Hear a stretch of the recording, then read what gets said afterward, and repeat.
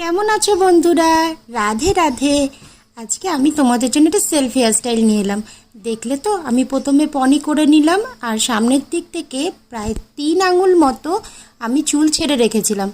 তারপরে এরকম গার্ডার দিয়ে ভালো করে আমি 4টে পার্টে ভাগ করেছি। আমার যেহেতু সামনের পোর্শনে চুলের ডেন্সিটিটা কম, ঠিক আছে। আর তোমাদের যদি থাকে ঘন চুল, তাহলে এটাকে 4টে 5টা 6টা এইভাবে ভাগ করে গার্ডার দিয়ে এরকম নট করে সেটাকে টুইস্ট করবে, যেমনভাবে আগের হেয়ারস্টাইলটা দেখিয়েছিলাম।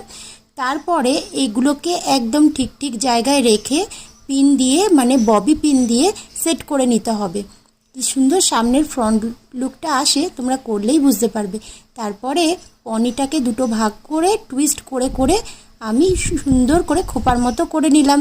আর এটা একটা অ্যাক্সেসরিজ, এটা আমার হার ছিল, সেটা আমি লাগিয়েছি। এখন বলো কেমন লাগছে হেয়ারস্টাইল?